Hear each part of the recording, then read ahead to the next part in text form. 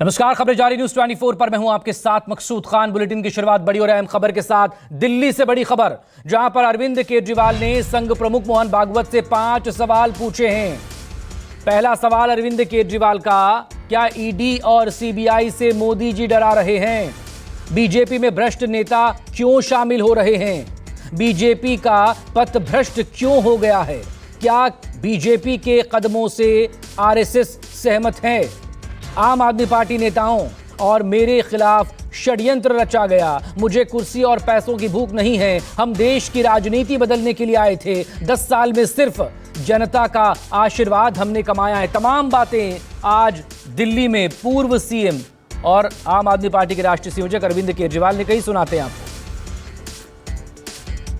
मोहन भागवत जी से 5 प्रश्न पूछना चाहता हूं। मेरा पहला प्रश्न है मोहन भागवत जी से, जिस तरह मोदी जी देश भर में लालच देके या ईडी और सीबीआई की धमकी देके डरा के दूसरी पार्टी के नेताओं को तोड़ रहे हैं, पार्टियां तोड़ रहे हैं, सरकारें गिरा रहे हैं, क्या ये देश के लिए सही है?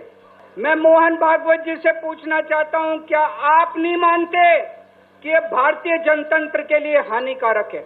मेरा दूसरा प्रश्न है उनसे, देश भर में सबसे भ्रष्टाचारी नेताओं को मोदी जी ने अपनी पार्टी में शामिल करवा लिया।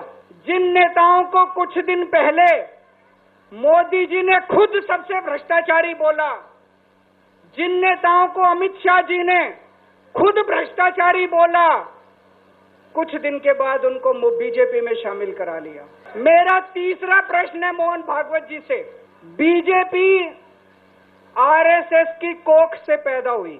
कहा जाता है ये देखना आरएसएस की जिम्मेदारी है कि बीजेपी पथ भ्रष्ट ना हो। मैं मोहन भागवत जी से पूछना चाहता हूं, क्या आपने कभी मोदी जी से ये सब ना करने के लिए बोला? मेरा चौथा प्रश्न है मोहन भागवत जी से, जेपी नड्डा जी ने लोकसभा चुनाव के दौरान उन्होंने कहा कि बीजेपी को अब आरएसएस की जरूरत नहीं है। आरएसएस बीजेपी की मां समान है कि नहीं है? क्या बेटा इतना बड़ा हो गया कि मां को आंखें दिखाने लग गया? जिस बेटे को पाल पोस के बड़ा किया, जिस बेटे को प्रधानमंत्री बनाया, आज वो बेटा पलट के मां को अपनी आंखें दिखा रहा है। मेरा 5वां प्रश्न मोहन भागवत जी से मैं कहना चाहता हूं, आप ही लोगों ने मिलकर कानून बनाया था कि 75 साल के होने पे कोई भी व्यक्ति रिटायर होगा।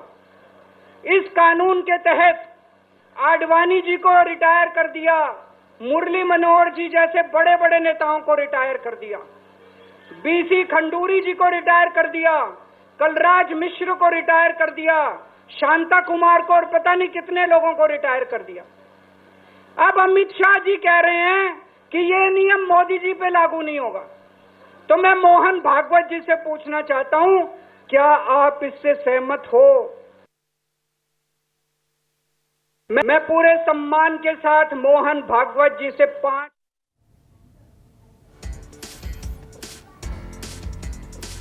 और इस बड़ी और अहम खबर पर बात करने के लिए सीधे रुख करेंगे जंतर मंतर का, जहां पर अब से कुछ देर पहले ही अरविंद केजरीवाल ने तमाम बड़ी बातें कहने के साथ साथ अपना पक्ष रखने के साथ साथ संघ से भी 5 सवाल पूछ डाले, बीजेपी को लेकर, केंद्र की मौजूदा सरकार को लेकर। ऋषिकेश और पल्लवी मेरे 2 सहयोगी इस वक्त हमारे साथ बने हुए हैं। ऋषिकेश, अरविंद केजरीवाल जनता के बीच एक बार फिर से पहुंचने जा रहे हैं। आज से इसकी शुरुआत उन्होंने कर दी। एक तरफ अपना पक्ष मजबूती से रखने की कोशिश कर रहे हैं, दूसरी तरफ केंद्र की मोदी सरकार को घेरने के लिए संघ को बीच में लेकर आ गए हैं 5 सवालों के जरिए, जिसमें ईडी को भी शामिल कर लिया और भ्रष्टाचार को लेकर जो मौजूदा बीजेपी है या उसकी नीति है उसको लेकर भी वो संघ को बीच में लाकर सवाल पूछ रहे हैं।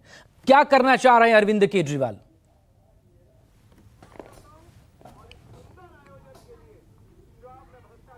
केजरीवाल बिल्कुल चुनावी मोड में दिखे और वो जानते हैं, उनका जब उनसे मैंने सवाल पूछा कि क्या ये विश्वास है पार्टी का या अति विश्वास है, तो उन्होंने कहा कि नहीं, देखिए वैचारिक तौर पर वो एक लकीर खींचना चाहते हैं, लेकिन दूसरी तरफ बीजेपी भी एक तस्वीर मैं इसलिए दिखा रहा हूं क्योंकि दूसरी तरफ बीजेपी भी जंतर मंतर से महज 200 मीटर की दूरी पर शीश महल, देखिए वहां पे 52 करोड़ रुपया के भ्रष्टाचार को उजागर कर रहा है भारतीय जनता पार्टी दिल्ली प्रदेश का। तो बीजेपी भी हमलावर है और मैं कोशिश करूंगा कि रामवीर सिंह बिधूड़ी से मैं आपकी बात कराऊं इस मुद्दे पर कि जिस तरीके से उन्होंने आरएसएस पर निशाना साधा और आरएसएस से जवाब मांगा है, तो वो बीजेपी क्या सोचती है और उनके पास इसका क्या जवाब है। लेकिन बार बार ये कहा जा रहा था दिल्ली का खास करके जंतर मंतर से कि भ्रष्टाचार का काल अरविंद केजरीवाल, जिस भ्रष्टाचार के आरोप को लेकर अरविंद केजरीवाल और उनकी टीम के अधिकांश साथी जेल में रहे, वही भ्रष्टाचार को एक बड़ा मुद्दा आम आदमी पार्टी बनाएगी